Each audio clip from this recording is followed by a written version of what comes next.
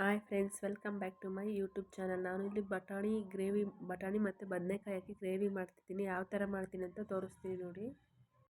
ಕಡಲೆಕಾಳು ಮತ್ತು ಬದನೆಕಾಯಿ ತೊಗೊಂಡಿದ್ದೀನಿ. ಟೊಮೊಟೊ, ಈರುಳ್ಳಿ, ಬೆಳ್ಳುಳ್ಳಿ, ತೆಂಗಿನಕಾಯಿ, ಶುಂಠಿ, ಕೊತ್ತಂಬರಿ ಸೊಪ್ಪು ಇಷ್ಟು ತೊಗೊಂಡಿದ್ದೀನಿ ಫ್ರೆಂಡ್ಸ್ ರುಬ್ಬಕ್ಕೆ. ಈ ಕಡೆ ಒಗ್ಗರಣೆಗೆ ಅಂತ ಎತ್ತಿಟ್ಕೊಂಡಿದ್ದೀನಿ. ಮಸಾಲೆ ಎಲ್ಲ ರುಬ್ಕೊಂಬಂದಿದ್ದಾಯಿತು. ಈಗ ನುಣ್ಣಗೆ ಪೇಸ್ಟ್ ಮಾಡಿ ಇಟ್ಕೋಬೇಕು ಫ್ರೆಂಡ್ಸ್ ಮಸಾಲ ಎಲ್ಲ.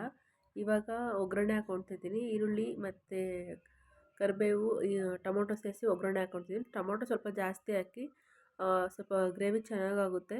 ಈ ಕಡೆ ರೈಸ್ ಜೊತೆನೂ ಚೆನ್ನಾಗಿರುತ್ತೆ ಫ್ರೆಂಡ್ಸ್. ಅನ್ನ, ಸಾಂಬಾರು, ದೋಸೆ ಇದಕ್ಕೆ ಎಲ್ಲದಕ್ಕೂ ಸೆಟ್ ಆಗುತ್ತೆ. ಈ ಥರ ಒಂದು ಸತಿ ಮಾಡ್ಕೊಂಡು ಟ್ರೈ ಮಾಡಿ. ತುಂಬ ರುಚಿಯಾಗಿರುತ್ತೆ ಫ್ರೆಂಡ್ಸ್, ಬೇಗನೂ ಆಗುತ್ತೆ. ಅದಾದಮೇಲೆ ಬದನೆಕಾಯಿ ಮತ್ತು ಬಟಾಣಿ ಕಾಳನ್ನ ಫ್ರೈ ಮಾಡ್ಕೊಳ್ಳಿ. ಎಣ್ಣೆಲೇ ಚೆನ್ನಾಗಿ ಫ್ರೈ ಮಾಡ್ಕೋಬೇಕು. ಮಸಾಲೆ ಹಾಕೋಕ್ಕಿಂತ ಮುಂಚೆ ಸ್ವಲ್ಪ ಎಣ್ಣೆ ಬಿಡ್ಕೊಳ್ಳೋ ಥರದೇ ಇನ್ನೂ ಸೂಪರಾಗಿರುತ್ತೆ ಫ್ರೆಂಡ್ಸ್.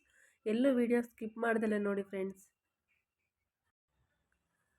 ಇವಾಗ ಒಂದು ಸತಿ ತಿರುಗಿಸ್ಕೊಳ್ತಾ ಇರಿ. ಮಸಾಲ ರುಬ್ಕೊಬರೋಣ.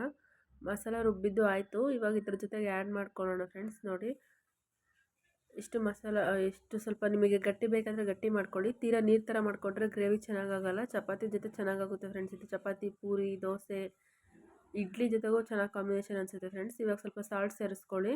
ಸಾಲ್ಟ್ ಸೇರಿಸ್ಕೊಂಡು ಒಂದೆರಡು ವಿಜಲ್ ಕುಕ್ಕರಲ್ಲಿ ಎರಡು ವಿಜಲ್ ಹಾಕಿಸ್ಕೊಂಡ್ರೆ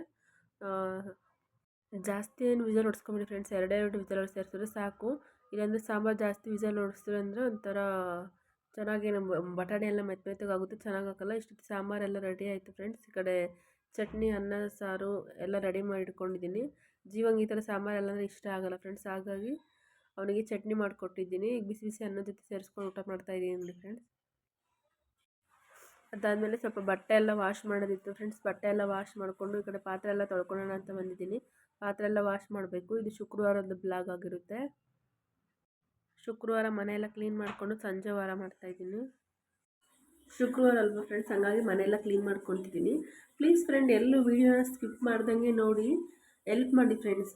ನಾನು ಎಲ್ಲರ ವೀಡಿಯೋನು ನಾನು ಪೂರ್ತಿ ನೋಡಿರ್ತೀನಿ. ಬಟ್ ನನ್ನ ವೀಡಿಯೋ ನೋಡೋರು 1 ನಿಮಿಷ ವ್ಯೂಸ್ ಬರುತ್ತಂತ ನೋಡಿ ಮತ್ತೆ ರಿಟರ್ನ್ ಹೋಗ್ತಾರೆ. ಪ್ಲೀಸ್ ಫ್ರೆಂಡ್ಸ್, ಯಾರು ಈ ಥರ ಮಾಡೋಕ್ಕೆ ಹೋಗಬೇಡಿ. ನೀವು ಈ ಥರ ಮಾಡೋದ್ರಿಂದಲೂ ನಮಗೆ ತುಂಬಾ ಲಾಸ್ ಆಗುತ್ತೆ. ಇವ್ರಿಗೆ ಈ ವಿಡಿಯೋ ಇಷ್ಟ ಇಲ್ಲ, ಸುಮ್ಮನೆ ನೋಡ್ತಿದ್ದಾರೆ ಅಂತ ಯೂಟ್ಯೂಬ್ ಅಂತ ಅಂದ್ಕೊಳ್ತಾರೆ. ಅದಾದಮೇಲೆ ನಾನು ದೇವಸ್ಥಾನಕ್ಕೆ ಹೋಗಿದ್ದೆ ಫ್ರೆಂಡ್ಸ್, ಮಾರಮ್ಮ ಟೆಂಪಲ್ಗೆ. ಇತ್ತೀಚೆಗಂತೂ ವಾರಕ್ಕೂ ಚೆನ್ನಾಗಿ ಇಂಪ್ರೂವ್ಮೆಂಟ್ ಆಗ್ತಾಯಿದೆ. ತುಂಬಾ ರಶ್ ಆಗ್ತಾಯಿದೆ ಫ್ರೆಂಡ್ಸ್. ಸ್ಟಾರ್ಟಿಂಗೇನು ಇಷ್ಟೊಂದು ಜನ ಇರ್ತಾ ಇರಲಿಲ್ಲ, ಇವಾಗಂತೂ ಫುಲ್ಲು ಜನ ಇರ್ತಾರೆ ಯಾವಾಗ್ಲೂ. ಅದು ಶುಕ್ರವಾರ, ಮಂಗಳವಾರ ಅಂತೂ ಫುಲ್ ಜನ ಇರ್ತಾರೆ ಫ್ರೆಂಡ್ಸ್. ದೇವಸ್ಥಾನಕ್ಕೆ ಹೋಗ್ಬಿಟ್ಟು ಬಂದಾಯಿತು. ಇವಾಗ ಪೂರಿ ಮತ್ತು ಅನ್ನ, ಸಾರು, ಚಟ್ನಿ ಎಲ್ಲ ಸ್ವಲ್ಪ ಪಲ್ಯ ಎಲ್ಲ ಮಿಕ್ಕಿತ್ತು ನೆನ್ನೆ ಮಾಡಿದ್ದು. ಅದಕ್ಕೆ ಪೂರಿ ಮಾಡಿ, ಚಟ್ನಿ ಮಾಡಿ, ರೈಸ್ ಮಾಡಿದ್ದೀನಿ. ಈ ಕಡೆ ದಾಲ್ ಸತ ಮಾಡ್ಕೊಂಡಿದ್ದೀನಿ.